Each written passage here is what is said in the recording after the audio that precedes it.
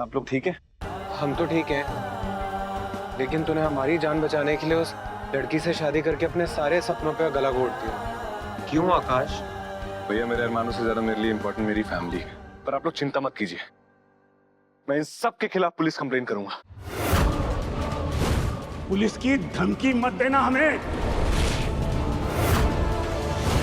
हमारे गांव की बेटी से शादी का वादा करके मुकर रहे हो। हम पुलिस में तुम्हारी ही कंप्लेन कर देंगे और सारा गांव हमारी इस बात की गवाही देगा। इसलिए ये गलती करने की सोचना भी मत।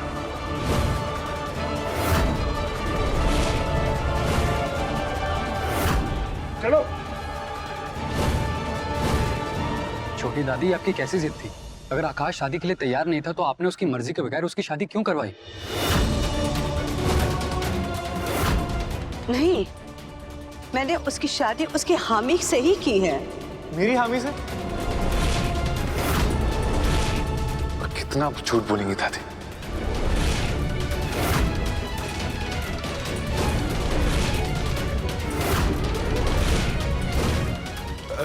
जमाई बाबू, ऐसी बातें ना करें।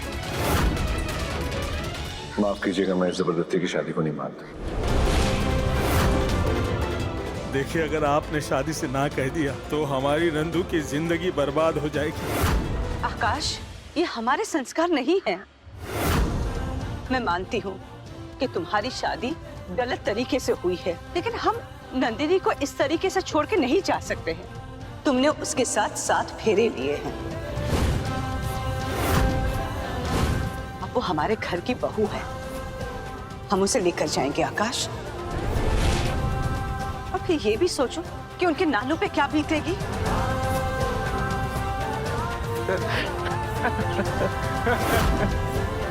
नानू पे क्या बीतेगी, नंदनी पे क्या बीतेगी? कभी आपने सोचा है कि मेरे ऊपर क्या बीत रही है इस वक्त? कि शादी करा के आपने मेरे सपनों को कुचल दिया है दादी।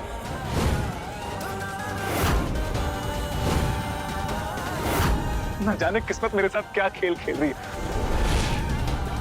चलिए आप लोग घर चलिए। लेकिन आकाश, तो बड़ी दादी बिटुआ, आइए। हमारी बात सुनो।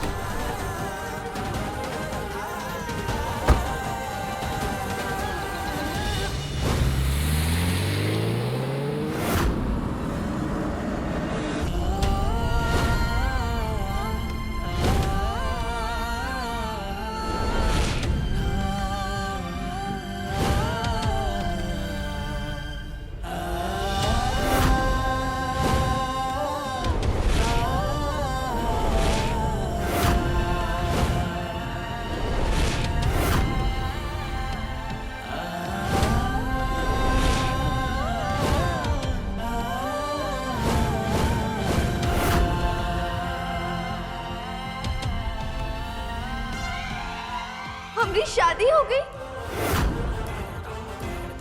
और हमें कुछ याद का ही नहीं आ रहा। और जब हम नशे में थे तो हमने शादी करवाई काहे कि वो हमारे गांव की बिटिया से शादी ही नहीं करना चाहता था। और फिर सरपंच जी ने अपनी बंदूक निकाली और तान दी और उनके पूरे परिवार को बंदी बना लिया और तुम्हारी शादी कर दी। और जो हमारे नंदू के साथ ऐसा करेगा ना, उसके साथ ऐसा ही होना चाहिए। पर ऐसा किया काहे? बिटिया, ये हमने तुम्हारी और इस गांव की इज्जत बचाने के लिए किया है। वो लड़का तो तुम्हें गंवार बोल रहा था। मुझे तुम जैसी लड़कियों से नहीं किसी विदेशी लड़की से शादी करनी है, क्योंकि तुम जैसी लड़कियों को ना सीधी बात तो समझ में आती नहीं है। बेवकूफ। वो सहरी बाबू भले ही विदेश से पढ़कर आया हो, लेकिन हमारी नंदू बिटिया भी उससे कम थोड़ी है। चलो अब अपना ये मुंह ठीक करो, अब तुम्हारी विदाई का समय आ गया है।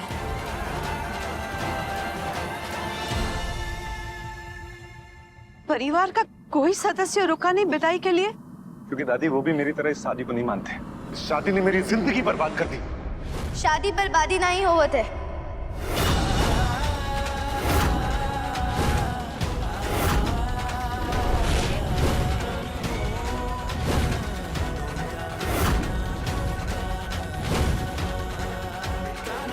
आकाश, हमें बहुत अफसोस है। आज जो भी हुआ है, गलत फहमियां हुई है, तुम्हें भी और हमें भी। हम इसके तय तक जरूर जाएंगे, लेकिन हम नंदनी को यहाँ छोड़कर नहीं जा सकते। नहीं दादी, बस तुम मेरी सुनो। राम बाबू, अब विदाई की तैयारी करिए।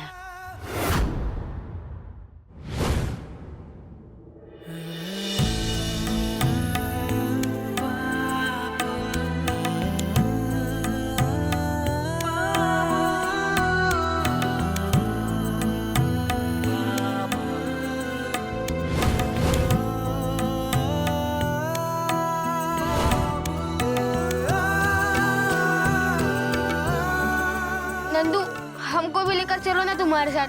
हम भी गांव में क्या करेंगे तुम्हारे बिना? नहीं लल्लू, नानू का ख्याल रखने वाला भी तो कोई होना चाहिए ना। तू यहीं रुक।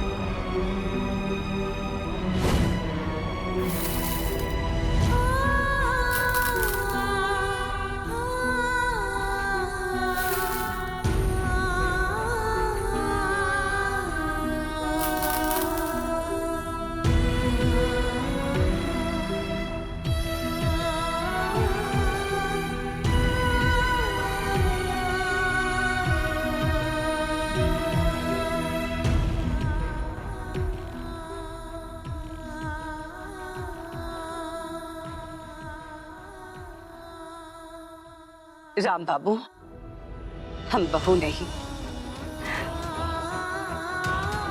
बेटी लेके जा रहे हैं। आप बिल्कुल उसकी चिंता मत कीजिए, वो वहां बहुत खुश रहेगी। रो मत बेटा। बेटा, वहाँ एक आदर्श बहू बन के रहना, सबका ख्याल रखना।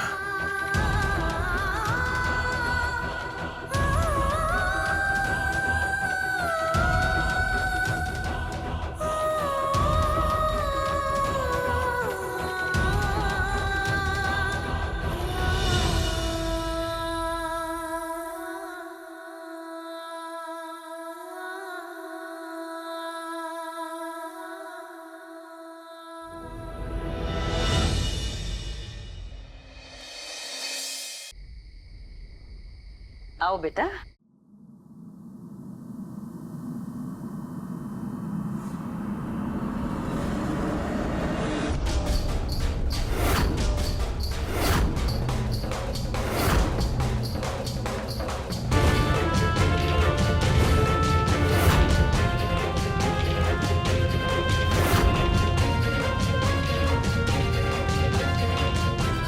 नई बहू के स्वागत में किसी ने कोई तैयारी नहीं की।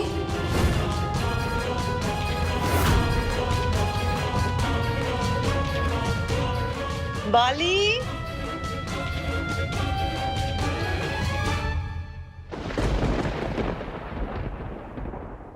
आकाश, आकाश तुम कहाँ जा रहे हो? आकाश,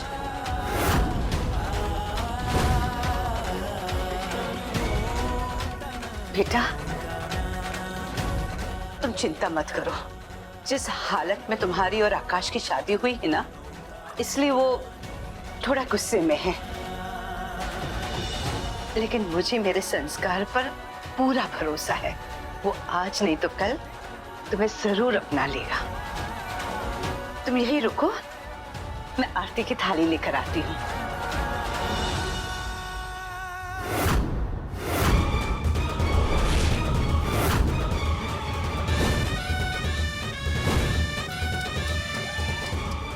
क्या बात हो गई सुमित्रा देवी?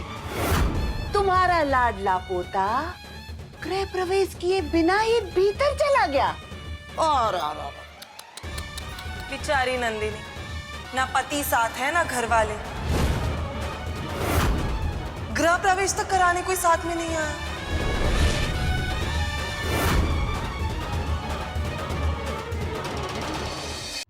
तुम्हें चिंता करने की कोई जरूरत नहीं है काम्या बहू।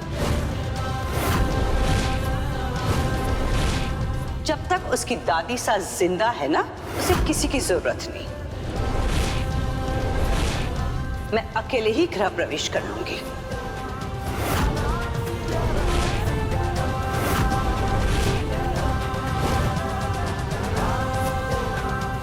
बेटा यही रुको, मैं आती हूँ। अरे ठहरो सुमित्रा देवी, तुमको इतनी तकलीफ करने की कोनो जरूरत नहीं है। अरे हमरी भी तो बहू है ना, हमने खूब तैयारी करके रखी हुई है।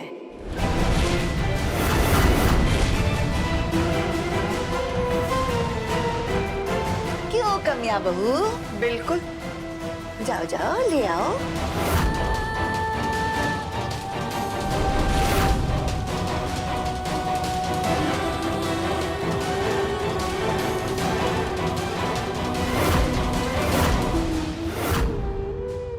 ये क्या है?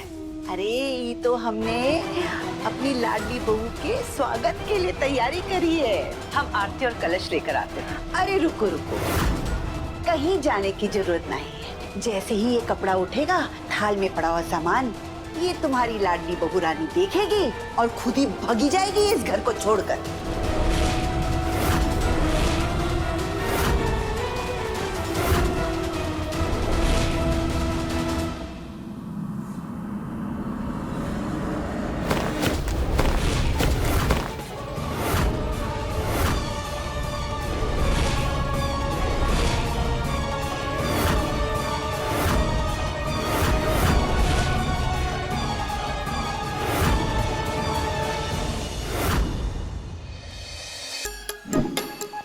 Like, share, subscribe and click on the bell icon to never miss an update from Nazara.